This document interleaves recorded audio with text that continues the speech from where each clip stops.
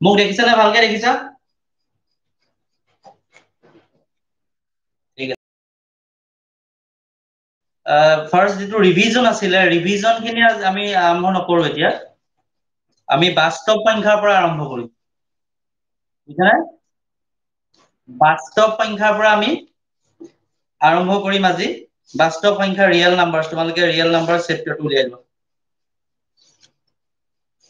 বাস্তৱ সংখ্যা চেপ্টাৰটো উলিয়াই লোৱা তোমালোকে স্কুলত আৰম্ভ কৰিছে মই আকৌ এবাৰ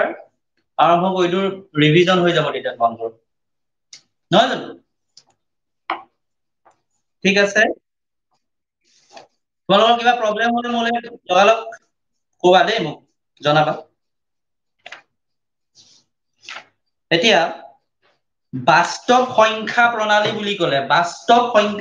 বুলি ক'লে তোমালোকে কি বুজাব বাস্তৱ সংখ্যা প্ৰণালী বাস্তৱ real numbers real number system বা ৰিয়েল নাম্বাৰছ বুলি কৈছো ৰিয়েল নাম্বাৰছ বুলি ক'লে তোমালোকে কি বুজাব ৰিয়েল নাম্বাৰছ মানে কি ৰিয়েল নাম্বাৰছ হৈছে পৰিমেয় আৰু অপৰিমেয় পৰিমেয় সংখ্যা আৰু অপৰিমেয় সংখ্যা এইবিলাক সকলোকে একেলগে আমি ৰিয়েল নাম্বাৰছ বা বাস্তৱ সংখ্যা বুলি কওঁ rational and irrational rational numbers and irrational numbers together are known as real numbers এইবোৰ তোমালোকে আগতে পাইছা rational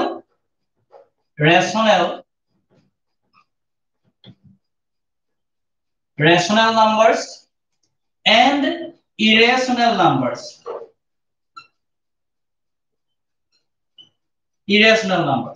rational means পৰিমেয়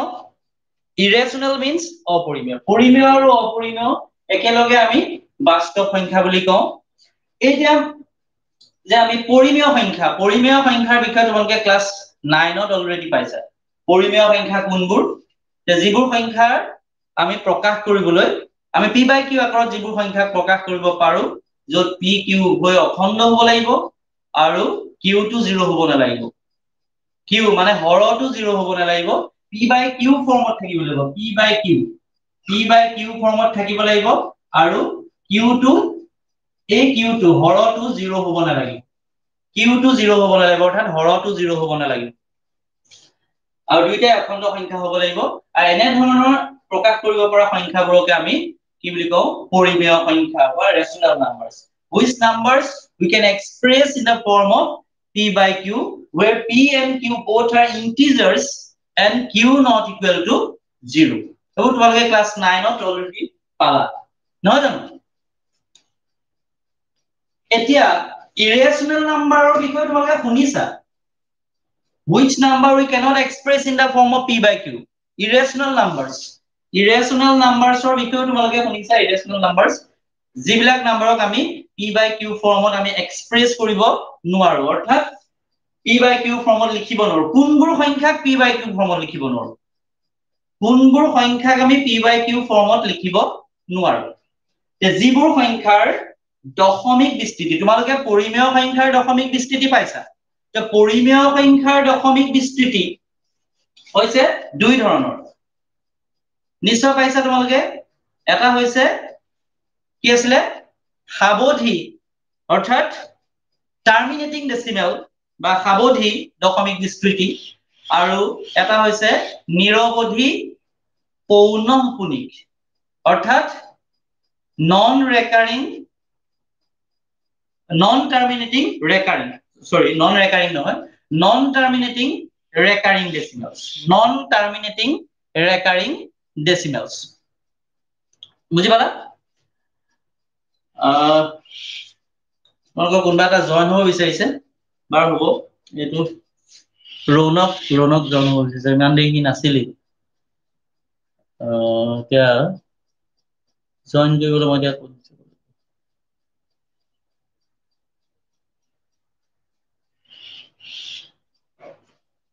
দিগদাৰ কৰিছে ই দেই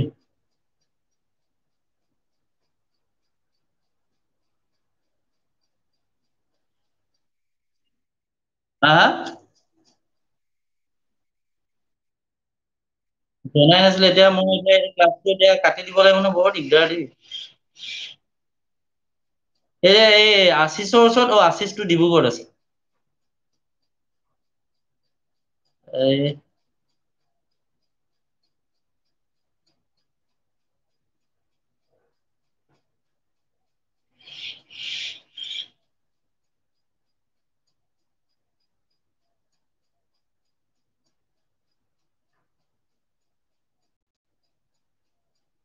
মই পটকে এণ্ড হৈ লৈছো দেই ৰবা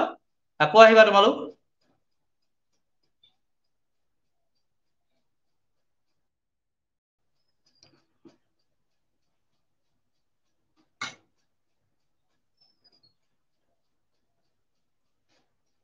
এতিয়া আমি কৈছিলো যে পৰিমেয় সংখ্যাৰ দশমিক বিস্তৃতি দুই ধৰণৰ এটা আমি ক্লাছ 9ত অলৰেডি পালো এটা হৈছে সাৱধি আৰু আনটো হৈছে নিৰৱধি পৌনঃপুনিক টাৰ্মিনেটিং ইংৰাজীত কোৱা হয় terminating decimals and non terminating but repeating or recurring decimals বুলি কোৱা হয় টাৰ্মিনেটিং ডেচিমেলছ বা সাৱধি গুণবোৰ যিবোৰ সাপোজ 0.25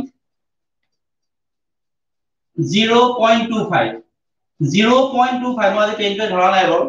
0.25 বুলি ক'লে সেইটো এটা সাৱধি 0.25 সেইটোক আমি কি বুলি কওঁ টাৰ্মিনেটিং ডেচিমেলছ বুলি কোৱা হয় 0.25 টো ঠিক সেইদৰে যিটো আমাৰ ধৰা 1.753 এইখিনিতে শেষ হৈ গৈছে 1.753 এইটোক আমি কি বুলি কম নিৰৱধি সাৱধি বুলি কোৱা হয় বা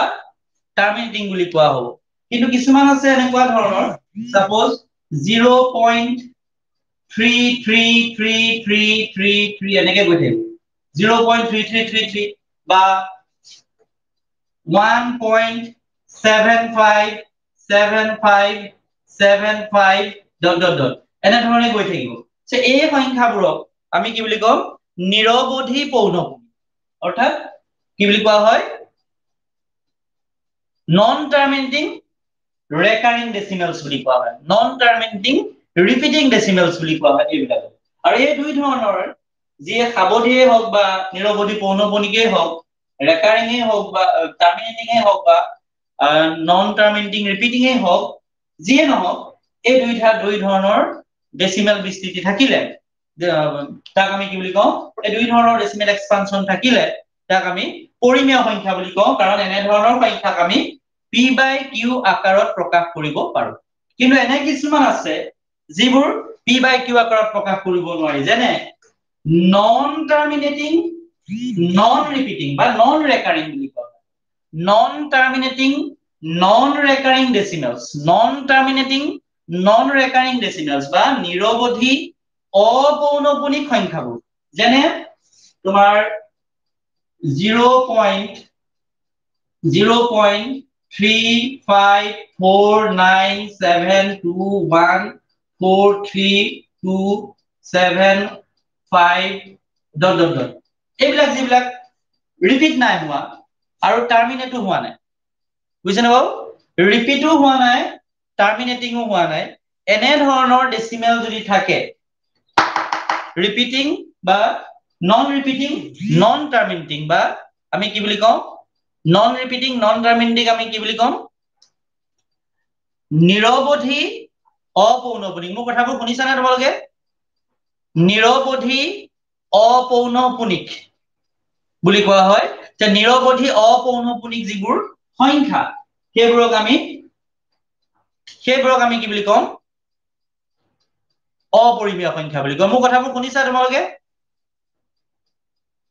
কোনোবা এটাই ৰিপ্লাই দিয়া অডিয়েন্স থাকে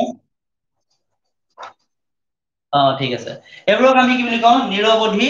অপৌনঃপুনিক বুলি কওঁ মই আজি পেনটো নাই ধৰা তোমালোকে কাইলৈ মই ঠিক কৰিম পেনটো চিয়াহী নাইকিয়া হৈ আছে কমি আছে অলপ তাৰ পাছত আহিলে এই এনেধৰণৰ যিবোৰ সংখ্যা সেইবোৰক আমি পৰিমেয় মানে পি বাই কিউ আকাৰত প্ৰকাশ কৰিব নোৱাৰো আৰু সেইবোৰকে আমি অপৰিমেয় সংখ্যা বুলি কওঁ বা ইৰেচনেল নাম্বাৰ বুলি কোৱা হয় ইৰেচনেল নাম্বাৰ বা অপৰিমেয় সংখ্যা এতিয়া আমি এই পৰিমেয় আৰু অপৰিমেয় একেলগে পঢ়িম পৰিমেয় সংখ্যা আৰু অপৰিমেয় সংখ্যা ৰেচনেল এণ্ড ইৰেচনেল দুইটাক আমি একেলগে এতিয়া পঢ়িম তে দুইটাকে একেলগে আমি একেলগ কৰি পঢ়িলে সেইটোকে আমি বাস্তৱ সংখ্যা প্ৰণালী বা বাস্তৱ সংখ্যা ৰিয়েল নাম্বাৰছ বুলি আমি ৰিয়েল নাম্বাৰছ বুলি কওঁ that means rational numbers and irrational numbers together are known as real numbers অৰ্থাৎ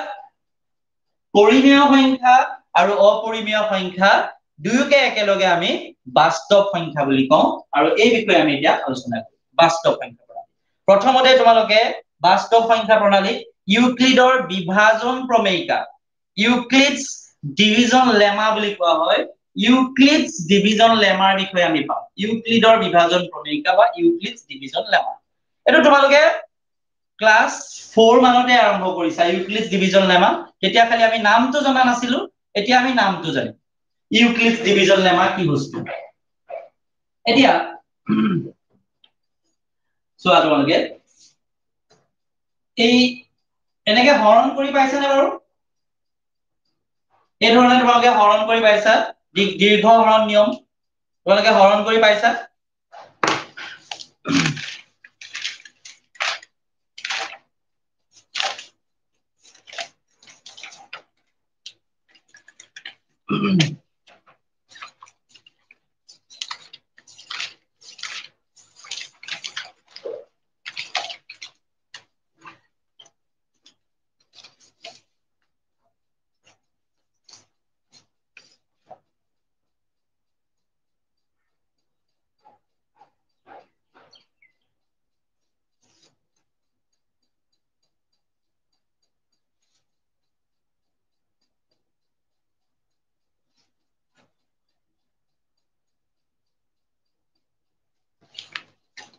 এইটো তোমালোকে দেখিছা না এইটো ডিভিডেন্ড ডিভিজৰ কোটিয়েন্ট আৰু ৰিমাইন্ডাৰ ভাজ্য ভাজক এখিনিত ভাজক থাকে এখিনিত ভাগফল আৰু এখিনিত বাকি এইবিলাক এইটোৰ বিষয়ে তোমালোকে ক্লাস কিমানত পাইছিলা এইটোৰ বিষয়ে তোমালোকে ক্লাস 4তে আৰম্ভ কৰিছা বুজি পাইছানে বাৰু ক্লাস 4তে ইয়াৰ বিষয়ে তোমালোকে আৰম্ভ কৰিছা ভাজ্য যাক আমি হৰণ কৰো ডিভাইড কৰো ইংৰাজীত কোৱা হয় ডিভিডেন্ড ডিভিজৰ যিহেৰে হৰণ কৰো মানে ভাজ্য কি ভাজক বুলি কোৱা হয় সৰি ভাজক কোটিয়েন্ট যিটো আমি উত্তৰ পাওঁ ভাগফল বুলি কোৱা হয় অসমীয়াত আৰু ৰিমাইন্ডাৰ যিটো বাকি থাকি যায় এইটো আমি ক্লাস 4 মানৰ পৰা আৰম্ভ কৰিছো অৰ্থাৎ আমি ইয়াকে এনেদৰেও লিখিব পাৰো dividend equal to divisor into quotient plus remainder পাইছিল না বাও ভাজ্য ইকুৱেল ভাজক পূৰণ ভাগফল যোগ বাকি dividend equal divisor into quotient plus remainder পাইছা না বাৰু তোমালোকে পাইছা নিশ্চয় গতিকে এই যে আমি পালো dividend equal to divisor into quotient plus remainder ভাজ্য is equal to ভাজক পূৰণ ভাগফল যোগ বাকি এটোকে আমি ইউক্লিডৰ ডিভিজন লেমা বুলি কওঁ খালি আমি লেমাটো এনে ধৰণে লিখিব লাগিব তোমালোকে কিতাপত দেখিছাই লেমাটো তোমালোকে কিতাপত দেখিছাই যে a আৰু b দুটা অখণ্ড সংখ্যা লৈছে ইয়াত আমাৰ কি লৈছে a আৰু b দুটা কি সংখ্যা লৈছে a আৰু b দুটা যোগাত্মক অখণ্ড সংখ্যা লৈছে a and b are two positive integers a and b দুটা যোগাত্মক অখণ্ড সংখ্যা a b দুটা যোগাত্মক অখণ্ড সংখ্যা ললে a আৰু b দুটা যোগাত্মক অখণ্ড সংখ্যা ললে এতিয়া এই যোগাত্মক অখণ্ড সংখ্যা দুটা সাপোজ এটা গানটোৰে হৰণ কৰিলে সাপোজ a b ৰে হৰণ কৰিলে a b ৰে হৰণ কৰিলে আৰু এখিনিতে ভাগফল পালে q আৰু ৰিমাইন্ডাৰ হল r তেনেহলে ইউক্লিডৰ আমি যেটো অলপ দেৰি আগত পাই গলো ভাজ্য মানে a ইকুৱেল ভাজক পূৰণ ভাগফল b into q plus remainder r a equal b into q plus r এইটো বিষয়ে যে আমি পালো a equal b into q plus r এটোকে আমি কি বুলি কওঁ ইউক্লিডৰ ডিভিজন লেমা মানে ইউক্লিডছ ডিভিজন লেমা বুলি কোৱা হয় বা ইয়াত খালি এটা কন্ডিশন হ'ব লাগে কন্ডিশনতে স্যাটিসফাই কৰিব ইয়াত যেটো r আমি ৰিমাইন্ডাৰ পাম r এই r টো কি হ'ব লাগিব 0 বা তাতকৈ ডাঙৰ হ'ব লাগিব আৰু কি হ'ব লাগিব r টো কি হ'ব লাগিব 0 বা তাতকৈ ডাঙৰ কিন্তু b তকৈ সৰু এই r টো 0 বা তাতকৈ ডাঙৰ কিন্তু b তকৈ সৰু r is greater than equal 0 but less than b বুজি পাইছানে বাৰু কিতাপত তোমালোকে আছে হেতু দেখিছানে কিতাপত তোমালোকে আছে ইউক্লিডছ ডিভিজন লেমা বুলি পাইছা তোমালোকে ইউক্লিডৰ বিভাজন প্ৰমেয়িকা বুলি পাইছা a আৰু b দুটা যোগাত্মক অখণ্ড সংখ্যাৰ ক্ষেত্ৰত q আৰু r আমি আন দুটা অদ্বিতীয় অখণ্ড সংখ্যা পাম যত কি হ'ব a equal bq plus r হ'ব আৰু r টো কেনেকুৱা হ'ব greater than equal to 0 but less than b হ'ব r is greater than equal 0 but less than b হ'ব এটুকে আমি কি বুলি কওঁ ইউক্লিডৰ বিভাজন প্ৰমেয়িকা বুলি কওঁ ইউক্লিডছ ডিভিজন লেমা বুলি আমি ইয়াক কওঁ বুজি পালানে বাৰু তোমালোকে হা আকৌ এবাৰ ঠিক আছে মই আকৌ কৈছো ইংৰাজীত কৈছো শুনা a and b are two positive integers where q and r another two unique integers such that a equal bq plus r where r greater than equal to 0 but less than b r টো কি হ'ব লাগিব যেটো reminder যেটো বাকি পাম যেটো ভাগশেষ পাম এই ভাগশেষটো কি হ'ব লাগিব 0 হ'ব পাৰে বা তাতকৈ ডাঙৰ হ'ব নিগেটিভ কেতিয়াও নহয় ঋণাত্মক কেতিয়াও নহয় এই ৰিমাইন্ডাৰটো ঋণাত্মক কেতিয়াও নহয় ঋণাত্মকটো হয় 0 হ'ব নহলে বা তাতকৈ ডাঙৰ হ'ব আৰু কি হ'ব b যিটোৱে হৰণ কৰিম b যিটোৱে আমি হৰণ কৰিম অৰ্থাৎ ডিভিজৰ তাতকৈ সৰু হ'ব লাগিব ডিভিজৰতকৈ সৰু হ'ব লাগিব আৰু কি হ'ব লাগিব 0 বা তাতকৈ ডাঙৰ হ'ব লাগিব এই r টো ৰিমাইন্ডাৰটোৰ কথা কৈছো ৰিমাইন্ডাৰটো হেতু হ'ব লাগিব বুজি পালানে বাৰু আছে বুজি পালানে এতিয়া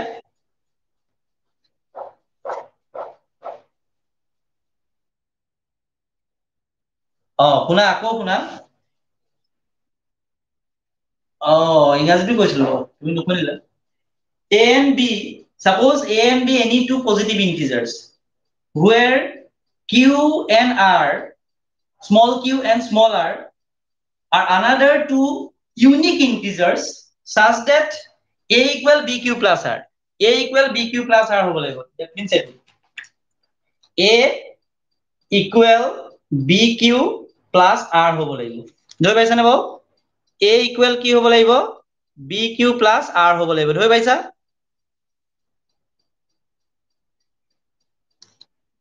সাপোজ এনেকে a ক আমি b ৰে ডিভাইড কৰিছো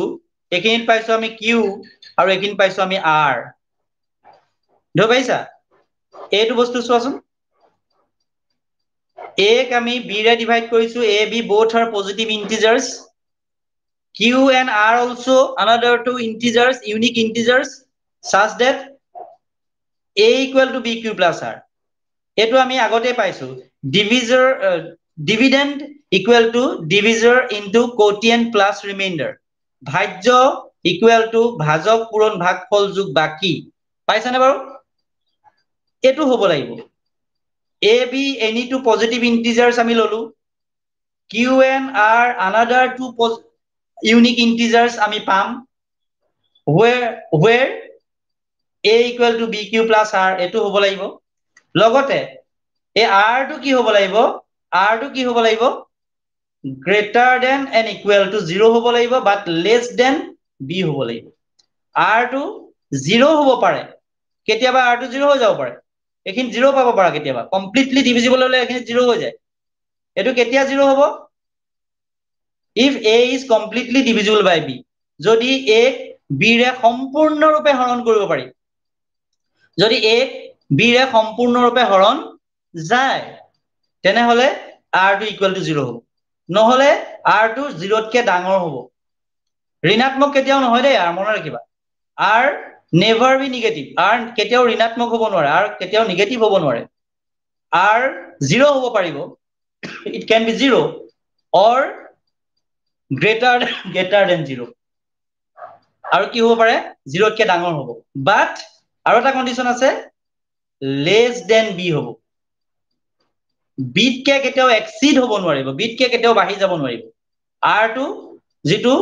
ডিভিজৰ যেটো ভাজ্য যিহেৰে হৰণ কৰিম তাতকে কেতিয়াও আৰটো ডাঙৰ হব নোৱাৰিব কথাটো বুজি পালানে বাৰু এই কন্ডিশনটো হ'ব লাগিব সেইটোকে আমি ইউক্লিডছ ডিভিজন লেমা বুলি কওঁ ধৰি পাইছনে আশিস বুজি পাইছনে বাৰু সেইটো কথা তাৰমানে আমি কি কলো এ আৰু বি দুটা অখণ্ড সংখ্যা আমি ললো তাত এ আৰু বি অখণ্ড সংখ্যাৰ কাৰণে আমি কিউ আৰু আৰ আন দুটা অখণ্ড সংখ্যা আমি অদ্বিতীয় অখণ্ড সংখ্যা পাম অদ্বিতীয় মানে ইউনিক বেলেগ এটা হ'ব নোৱাৰে সাপোজ তুমি 10ক 3ৰে হৰণ কৰিছা বা মই ধৰি লৈছো 16ক তুমি 3ৰে হৰণ কৰিছা 16ক তুমি 3ৰে হৰণ কৰোতে ভাগফল তুমি কি পাবা 3 কেইগুণ 3 5 গুণ 15 ভাগফল তুমি 5এই পাবা আৰু বাকি তুমি 1এই পাবা বেলেগ তুমি পাব নোৱাৰা হয় না বাৰু 16 আৰু 3ৰ বাবে if you take 16 a equal to 16 and b equal to 3 যদি তুমি a 16 ধৰা b to 3 ধৰা তেনেহলে q টোৰ ক্ষেত্ৰত তুমি কি পাবা 5 পাবা আৰু r ৰ জায়গাত তুমি কি পাবা 1 পাবা তুমি নিজে হৰণ কৰি চাব পাৰা 16ক 3 এ ডিভাইড কৰি চাওচোন তোমালোকে বহিখনত নিজে শুনিছানে সবে 16ক 3 এ ডিভাইড কৰা 16ক 3 এ ডিভাইড কৰা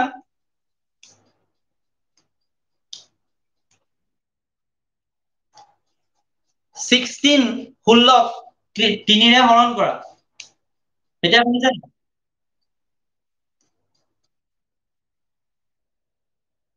1 পাবা সেইটোৱে আৰু তুমি 5ৰ জায়গাত বেলেগ কিবা পাবা নেকি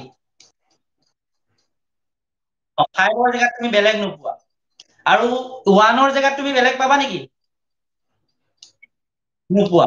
এই কাৰণে আমি কৈছো ইউনিক কিউ এন আৰ ইউনিক বুলি কৈছো অদ্বিতীয় বুলি যে কলো অদ্বিতীয় শব্দটোৰ অৰ্থ আছে আমি অদ্বিতীয় শব্দটো আঁতৰাই দিলে নহব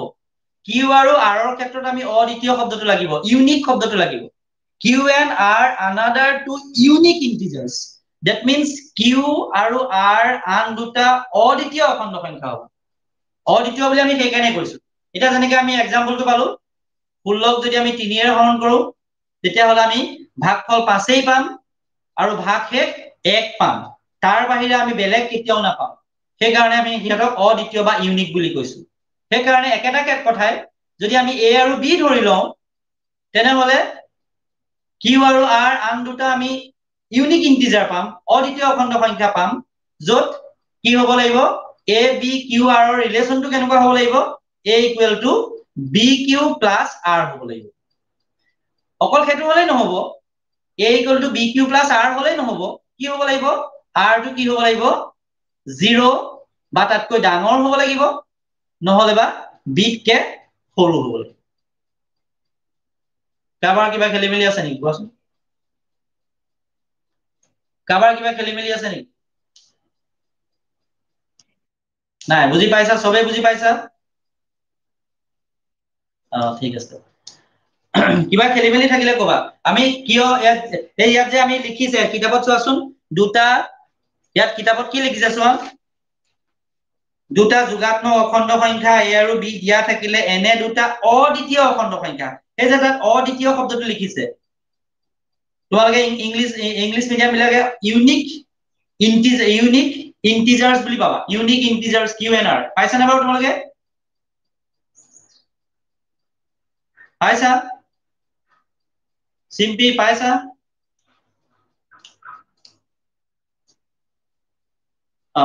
গতিকে সেই কিউ এন আৰ ইউনিক ইন্টিজাৰ্স বুলি যে কৈছে সেইটো কাৰণে কৈছে বেলেগ এটা আমি নাপাওঁ কিন্তু যিকোনো দুটা তুমি যদি অখণ্ড সংখ্যা এটা আনটোৰে হৰণ কৰা তেতিয়াহ'লে তুমি কোটিয়েণ্টটো এটা নিৰ্দিষ্টই পাবা ৰিমাইণ্ডাৰটো এটা নিৰ্দিষ্টই পাবা সেইকাৰণে ইয়াত অদ্বিতীয় শব্দটো কৈছে যে অদ্বিতীয় অখণ্ড সংখ্যা কিউ আৰু আৰ থাকিব যাতে যাতে কি হ'ব লাগিব such that a equal to bq plus r হ'ব লগত এটা কন্ডিশন দিছে r greater than equal to 0 but less than b বুজি পালা না r মানে কি r মানে ইয়াত কি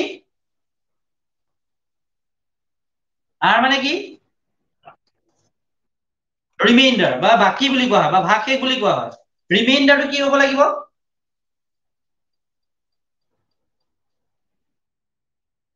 লেছ দেন বি হ'ব লাগিব আৰু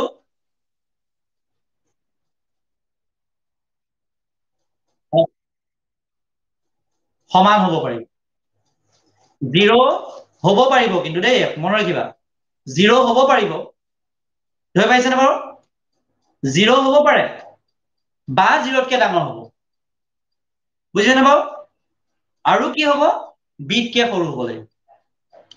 0 হ'ব পাৰিব নহলে বা 0তকে ডাঙৰ হ'ব আৰু বিতকে সৰু হৈ থাকিব লাগিব সেই যিটো ইন্টাৰভেল আমি পালো সেই ইন্টাৰভেলটোৰ মাজতেই থাকিব তাতকে বেলেগ কেতিয়াও নহয় ধৰি পাইছা কথাটো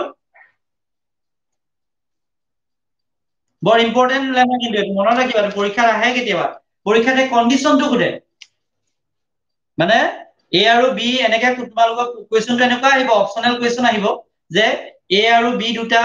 অদ্বিতীয় অখণ্ড সংখ্যাৰ ক্ষেত্ৰত কিউ আৰু আৰ আন দুটা অদ্বিতীয় এ আৰু বি দুটা অখণ্ড সংখ্যা ধনাত্মক অখণ্ড সংখ্যাৰ ক্ষেত্ৰত কিউ আৰু আৰ আন দুটা অদ্বিতীয় অখণ্ড সংখ্যা পোৱা যাব যাতে a equal to b q plus r য'ত তলৰ কণ্ডিশ্যন এটা দি থাকিব a greater r greater than 0 but less than B সেইটো দিয়া থাকিব এক নম্বৰ অপশ্যন শুদ্ধ নেকি এইটো r greater than 0 but less than B সেইটো গ'লে শুদ্ধ হ'ব নেকি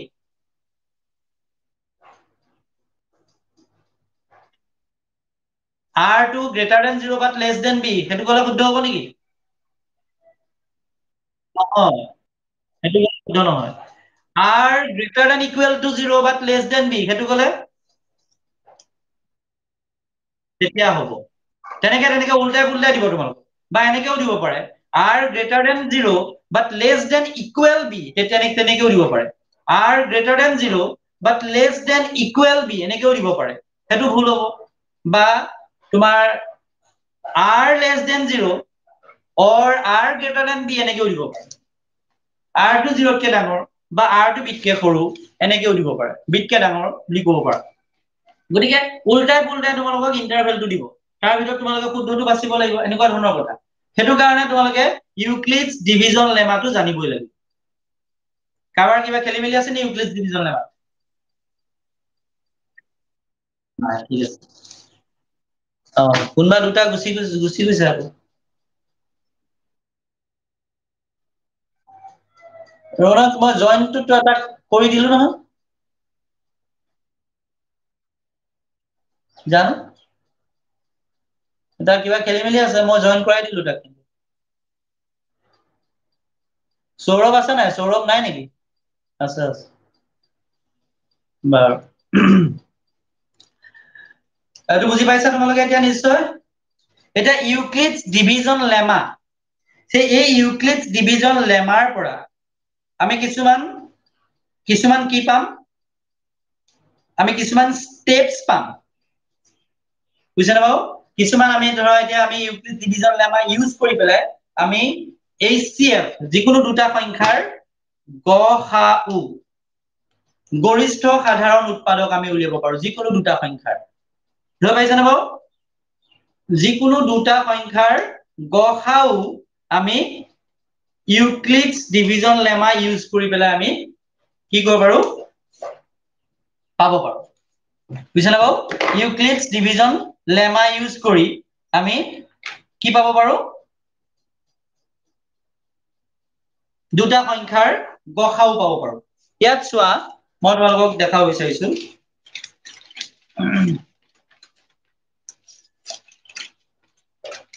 সাপোজ তোমালোকে দুটা সংখ্যা ধৰা দেই সংখ্যা দুটা ধৰি লৈছো এটা 45 আৰু আনটো 100 ধৰিছানে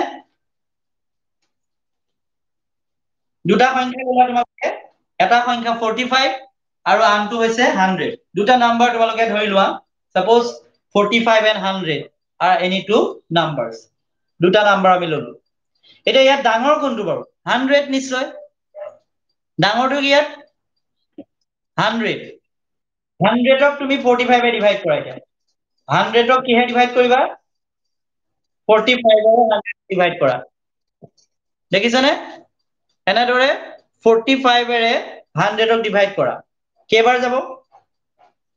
নিশ্চয় দুবাৰ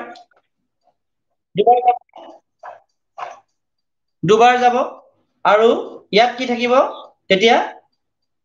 45 into 2 equal to 90 থাকিব 90 পাবা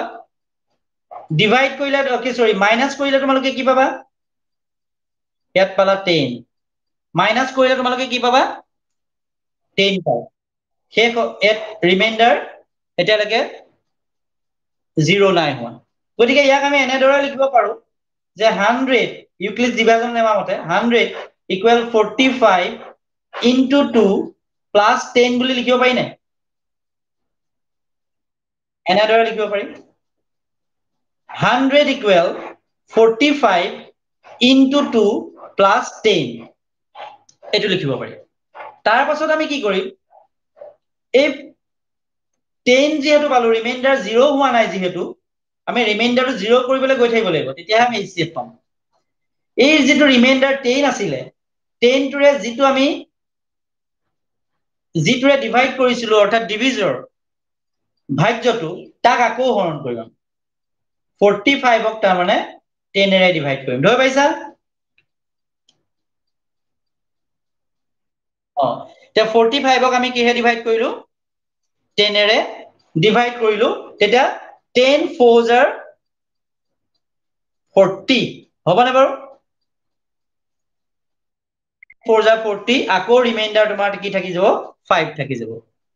তোমালোকে কেনেকৈ লিখিব পাৰিবা অৰ্থাৎ এই লেমাৰ মতে কেনেকৈ লিখিব পাৰিবা 45 equal 10 into 4 plus 5 বুলি পাবা 10 into 4 plus 5 এতিয়াও শেষ হোৱা নাই এতিয়া তুমি লাষ্ট যেটো ডিভিজৰ তাক লাষ্ট যেটো ৰিমাইন্ডাৰ এটোৱে ডিভাইড কৰা কিহে ডিভাইড কৰিম কাক 10 10ক ডিভাইড কৰিম কিহেৰে 5 এৰে কি পাবা 10 5 2s are 10 কি থাকিলে ৰিমাইন্ডাৰ 0 যেতিয়া ৰিমাইন্ডাৰ 0 পাবা এটা ষ্টপ তাক আমি এনেকৈ লিখিব পাৰো 10 equal 5 into 2 plus 0 পালানে বাৰু 10 equal 5 into 2 plus 0 পালানে এটা ৰিমাইন্ডাৰ 0 হওঁতে কিহেৰে ডিভাইড কৰিছিলা সো সেই 5 টোকে আমি HCF বুলি কম 5 টোৱে হ'ব কি HCF কাৰ HCF 45 and 100 ৰ 45 and 100 ৰ HCF হ'ব HCF of 45 and 100 equal to আমি কি পালো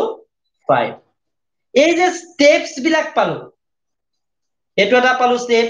এটো এটা পালো স্টেপস এটো এটা পালো স্টেপস হে স্টেপস বোৰক কি বুলি কোৱা হয় বাৰু বুজি পাইছানে বাৰু হেল্ল হে স্টেপস বিলাকক কি বুলি পাইছা তোমালোকে সিম্পলি তোমালোকে দিয়া স্টেপ আগত কি দিয়া আছে হা পৰ্যায় বা নহয় মই সিম্পলিকে সুধি আছো ইংলিছত কি কৈ আছে চোৱাচোন স্টেপবোৰক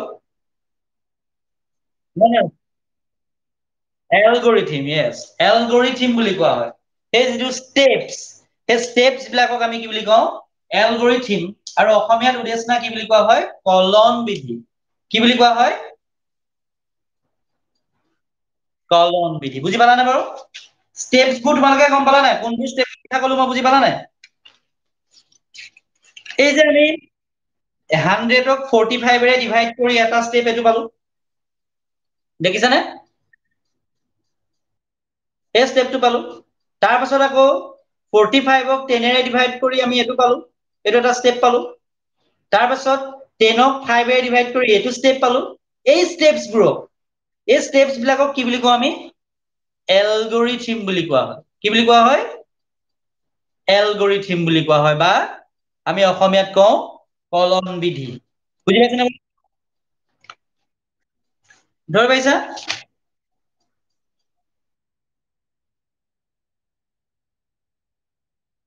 অ এটা তুমি 100 আৰু 45 আমি যিকোনো দুটা নাম্বাৰ ললো এই দুটা আমি HCF উলিয়াব লাগে আমাৰ কোৱেশ্যনটো কি we have to find the HCF of 45 and 100 we have to find the HCF of 45 and 100 আমি এটা এক্সাম্পল ললো the 45 and 100 এর ভিতৰত which one is greater is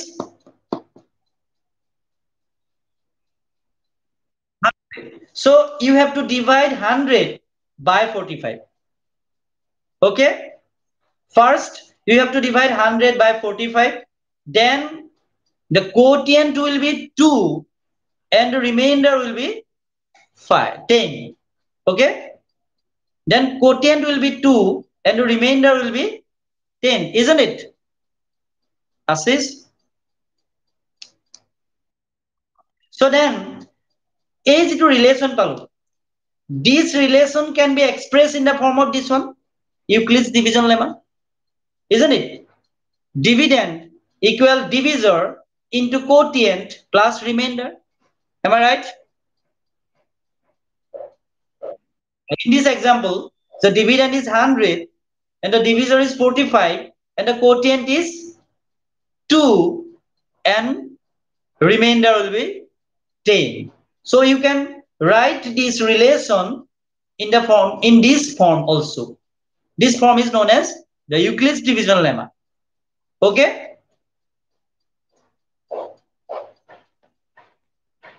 বুঝি পালা না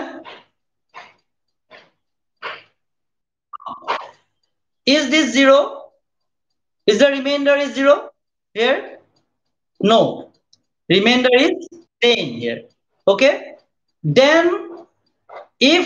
the remainder is not 0 that is then also we have to divide this divisor by the remainder continuously okay বুঝি পালা না বাৰু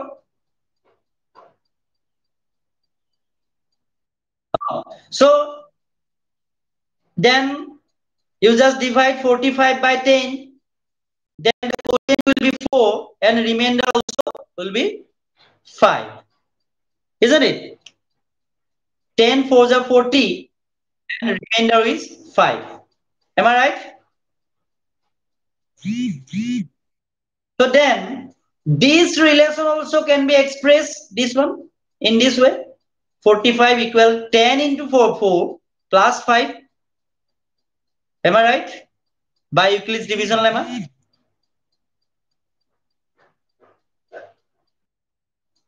Assis also here the remainder is 5 not 0 not equal to 0 then you have to divide this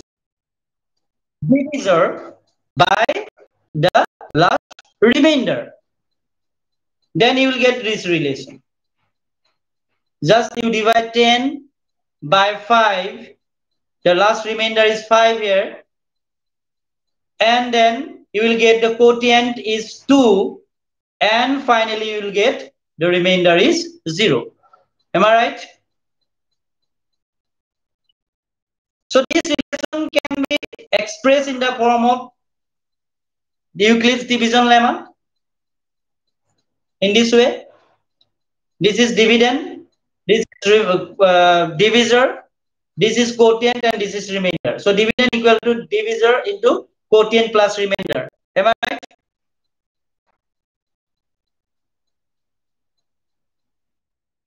so here the remainder is what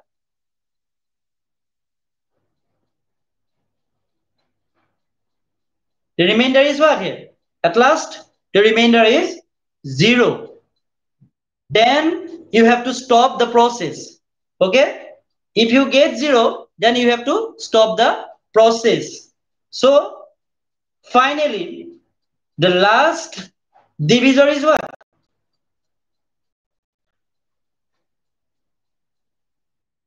We see here the last divisor is 5. So this last divisor, where the remainder is 0, is known as the HCF of these two given numbers. Our given numbers are 45 and 100. And we get the HCF of this 45 and 100 is 5. Clear?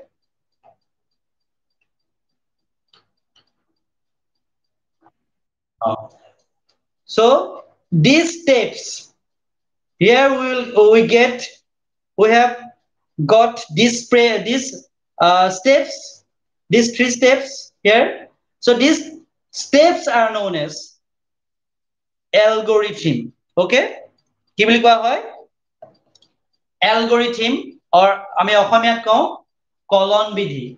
এই যিবোৰ algorithm, এই algorithm use কৰি পেলাই আমি যিকোনো দুটা নম্বৰৰ HCF আমি ফাইন্ড আউট কৰিব পাৰোঁ। Okay? We can find out the HCF of these two numbers by these algorithms. Okay? কিবা খেলি মেলি আছে নেকি? চিম্পি, ভায়লিনা, উদেশ না, কিবা খেলি মেলি আছে নে? ঠিক আছে। Okay, দাদা, এনেধৰণে তোমালোকে যিকোনো দুটা নাম্বাৰৰ HCF ফাইন্ড আউট কৰিব পাৰিবা এতিয়া?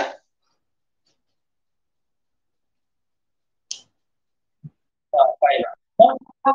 তোমালোকক মই এছাইনমেন্ট দিম আকৌ দেই, তাতে এছাইনমেন্ট পাই যাবা তোমালোকে। মোক কৰি দিব লাগিব। এপটোতে এছাইনমেন্ট থাকিব, তোমালোকে কৰি দিবা। বুজি পাইছা?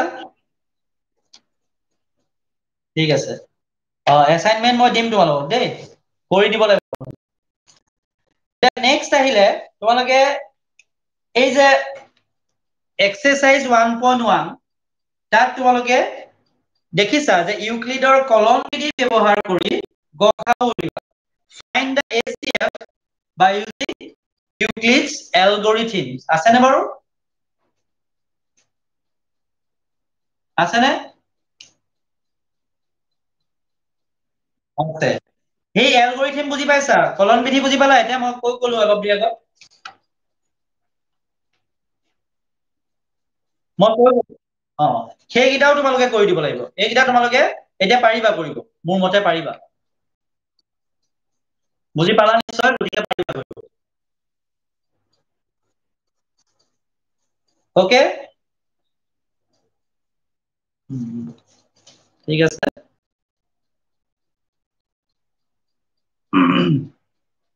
এতিয়া তোমালোকৰ নেক্সট আহিলে ইয়াত দিছে, মই কিতাপখন আছামিজ মিডিয়ামে, মই আছামিজ মিডিয়ামত পঢ়ি দিছো। দেখুওৱা যে যিকোনো যোগাত্মক অখণ্ড সংখ্যাই 6q + 1 বা 6q + 3 বা 6q + 5 আৰ্হিৰ য'ত q কোনোবা অখণ্ড সংখ্যা। এতিয়া মই তোমালোকক এইটো অংক কৰাৰ আগত এটা তোমালোকক কথা কওঁ, যিকোনো নেচাৰেল নাম্বাৰ, যিকোনো ইন্টিজাৰ্স, যিকোনো পজিটিভ ইন্টিজাৰ্স, আচলতে পজিটিভ ইন্টিজাৰ্স বুলি ক'লে কি বুজা তোমালোকে? পজিটিভ ইন্টিজাৰ্সক আমি কি বুলি কওঁ? ধনাত্মক অখণ্ড সংখ্যাসমূহক আমি কি বুলিও কওঁ বাৰু? ক'ব পাৰিবা নেকি তোমালোকে? পাৰিবানে তোমালোকে? ধনাত্মক অখণ্ড সংখ্যাসমূহক আমি কি বুলি কওঁ? যিবোৰ আমি পজিটিভ ইন্টিজাৰ্স পাওঁ, সেইবোৰক আমি কি বুলি ক'ব পাৰো? আৰু কি বুলি ক'ব পাৰো? তাৰ নাম কি দিব পাৰো বাৰু? পজিটিভ ইন্টিজাৰ্স বিলাকক আমি নেচাৰেল নাম্বাৰ বুলিও ক'ব পাৰো। বুজি পাইছানে বাৰু? কি বুলি ক'ব পাৰো? নেচাৰেল নাম্বাৰস বা কি? অসমীয়াত কয় স্বাভাৱিক সংখ্যা বুলিও কয়। পজিটিভ ইন্টিজাৰ্স বুলি ক'লে 1ৰ পৰাই আৰম্ভ হ'ব। পাইছা নে বাৰু তোমালোকে 0 টো তোমালোকে কি বুলি পাইছিলা বাৰু যোৱাবাৰ 0 টো তোমালোকে কি বুলি পাইছিলা ক্লাস 9 ত 0 neither positive nor negative পাইছা নে 0 ধনাত্মকো নহয় ঋণাত্মকো নহয় 0 এনে এটা অখণ্ড সংখ্যা যি ধনাত্মকো নহয় ঋণাত্মকো নহয় বুঝছেনে বাৰু 0 is neither positive nor negative integers 0 আমি কি বুলি কওঁ 0 ৰ লেফট সাইডে থকা বিলাকক আমি নেগেটিভ ইন্টিজাৰ্স বুলি কওঁ আৰু 0 ৰ ৰাইট সাইডে থকা বিলাকক আমি পজিটিভ ইন্টিজাৰ্স বুলি কওঁ বুজি পালা নে বাৰু তে 0 ৰ ৰাইট সাইডে কোনবোৰ ইন্টিজাৰ থাকিব 0 ৰ ৰাইট সাইডে কোনবোৰ অখণ্ড সংখ্যা থাকিব 1 2 3 4 5 etc থাকিব না থাকে থাকিব না থাকে 1 2 3 4 5 dot dot dot to infinity থাকিব সেই 1 2 3 4 5 dot dot dot to infinity আমি কি বুলি কওঁ নেচারাল নাম্বার বুলি স্বাভাবিক সংখ্যা বুলি নকওঁ yes স্বাভাবিক সংখ্যা বুলি গতিকে আমি পজিটিভ ইন্টিজার্সক আমি স্বাভাবিক সংখ্যা বুলিও ক'ব পাৰো ধনাত্মক অখণ্ড সংখ্যাক আমি স্বাভাবিক সংখ্যা বুলি ক'ব পাৰো তাই ইংৰাজীত পজিটিভ ইন্টিজার্সক আমি কি বুলি কওঁ নেচারাল নাম্বার বুলিও কওঁ গতিকে এই নেচারাল নাম্বার বা পজিটিভ ইন্টিজার্সক আমি কেনে ধৰণে ভাগ কৰি দিব পাৰো যোগাত্মক আৰু যুগ্ম আৰু অযুগ্ম এই দুই ধৰণে ভাগ কৰিব পাৰিম নে বাৰু যুগ্ম আৰু অযুগ্ম এনে ধৰণৰ সংখ্যাত আমি ভাগ কৰিব পাৰো ইভেন এণ্ড অড পাৰোনে বাৰু even numbers and odd numbers বুজি পালা নে বাৰু যুগ্ম সংখ্যা আৰু অযুগ্ম সংখ্যা আমি এনে ধৰণে ভাগ কৰি লব পাৰো সেই পজিটিভ ইন্টিজাৰ্স বুজি পালা নে বাৰু যুগ্ম সংখ্যা কেনে ধৰণৰ বাৰু কেনে ধৰণৰ সংখ্যাক আমি যুগ্ম সংখ্যা বুলি কওঁ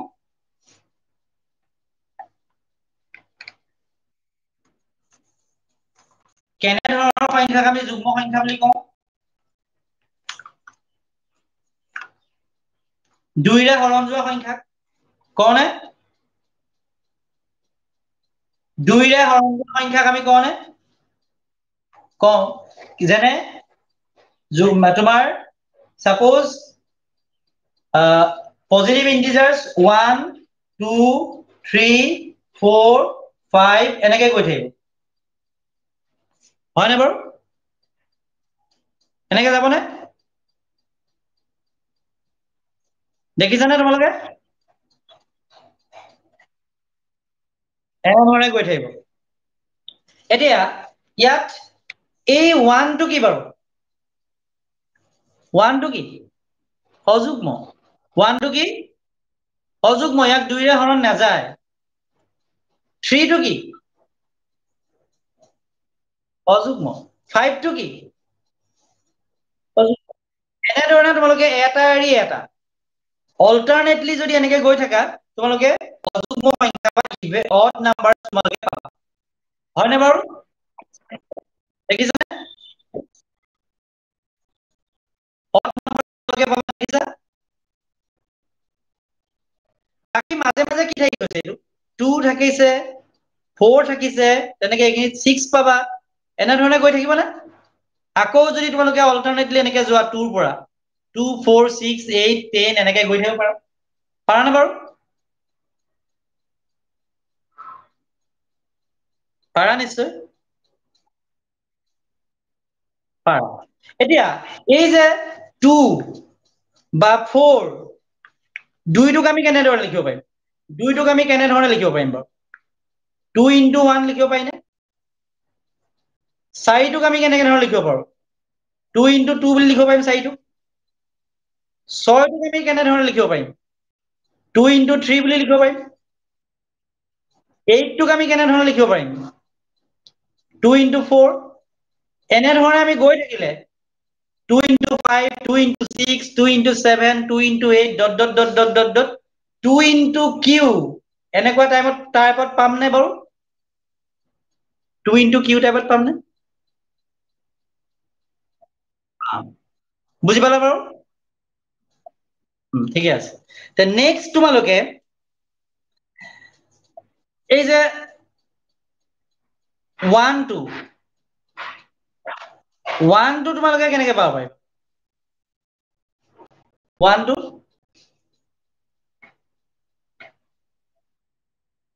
নহয় 2 এ ডিভাইড কৰা 2 ৰে যদি 1 ক ডিভাইড কৰা কি পাবা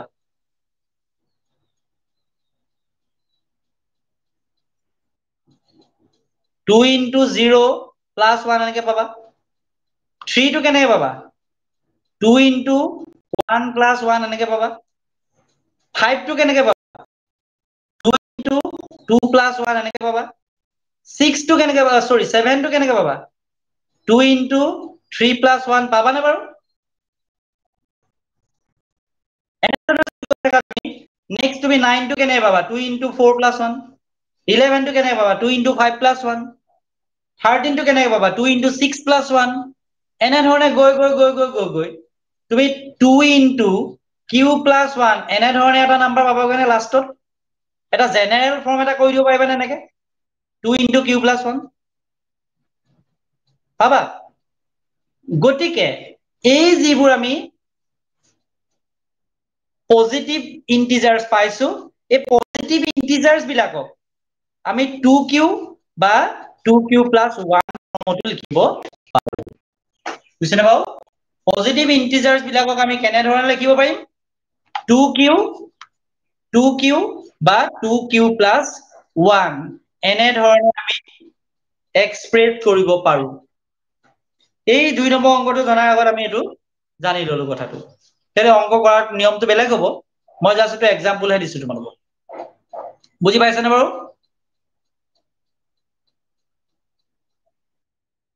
খেলি মেলি আছে নেকি কিবা অকমান দেখা মোৰ বৰ্ডখনৰ খেলি মেলি মানে মই ইনকানেক্ট হৈ গলো আজি ৰাতিপুৱা যাবলৈ নহলে 2টা বাজি গল গতিকে কাইলেহে তোমালোকে ভালকে দেখিবা আৰু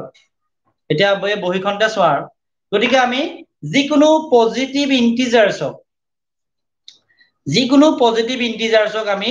2q বা 2q plus 1 এই যিটো ৰূপ এই ফৰ্মত আমি এক্সপ্ৰেছ কৰিব পাৰিম we can express any positive integers in the form of 2q and 2q plus 1 বুজি পালানে বাৰু খালি তাত q টো কি হ'ব লাগিব here q is any integer q টো কি হ'ব লাগিব any integer হ'ব লাগিব q কোনোবা এটা অখণ্ড সংখ্যা হ'ব লাগিব বুজি পাইছানে বাৰু একেলগে কিবা খেলি মেলি আছে নেকি জেনেৰেলাইজ কৰি দিলো নাম্বাৰটো যুগ্ম সংখ্যা আৰু অযুগ্ম সংখ্যা আমি ভাঙি পেলালো যুগ্ম সংখ্যা আৰু অযুগ্ম সংখ্যা হিচাপে যদি আমি পজিটিভ ইন্টিজাৰ বিলাকক ভাগ কৰি দিও তেতিয়াহ'লে যুগ্ম সংখ্যাৰ পৰা আমি জেনেৰেলাইজ কৰিলে 2q ফৰ্মটো পাম q টো হ'ব তাত কোনোবা এটা অখণ্ড সংখ্যা q is any integers and অযুগ্ম সংখ্যা বিলাকক আমি ভাগ কৰি যদি আমি জেনেৰেলাইজ কৰো তেনেহলে আমি 2q plus 1 ফৰ্মটো পাম ইয়াতো কি হ'ব q কোনোবা এটা অখণ্ড সংখ্যা q is any integer গতিকে আমি any positive integers of 2q and 2q plus 1 ফৰ্মত এক্সপ্ৰেছ কৰিব পাৰো where q is any integer ঠিকে আছে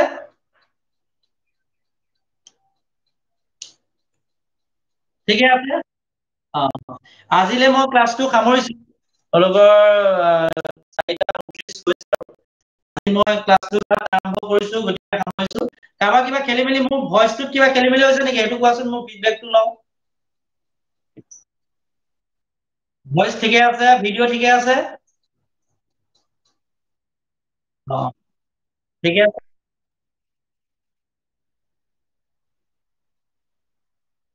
লাষ্টৰ মানে কোনখিনি বা ভাঙি ভাঙি গৈছে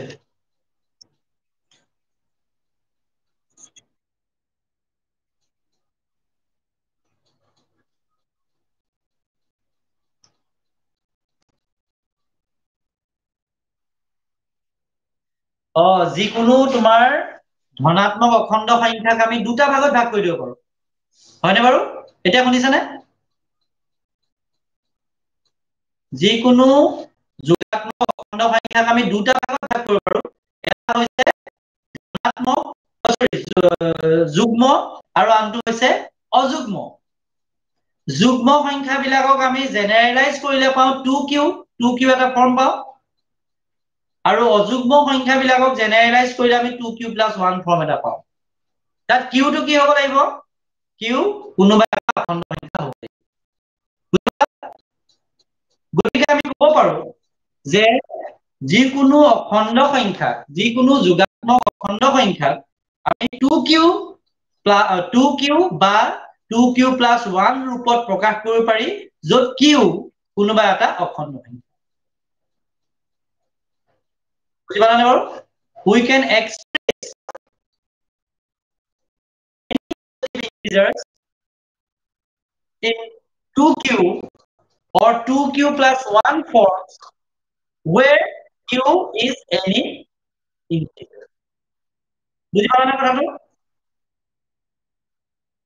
এই জয়শ্ৰী আছে নে? জয়শ্ৰী, টিম্পী, জয়শ্ৰী? নাই, এইবিলাক নাই বাৰু। দেৱজিৎ বুজি পাইছা? কিবা আছে নেকি তোমালোকৰ? বুজি পাইছা নাই বাৰু? ঠিক আছে, হ'ব। ভালকে নুশুনিলেও মোক কবা, আৰু মই তোমালোকক এই কিতাপত দিয়া উপৰিও আৰু মই অলপ এছাইনমেন্ট অলপ দিম হা। ঠিক আছে, আজি মই সামৰিছো, কাইলৈ আকৌ 3:30 তোমালোকে আহিবা। হ'ব? ৱেলকাম।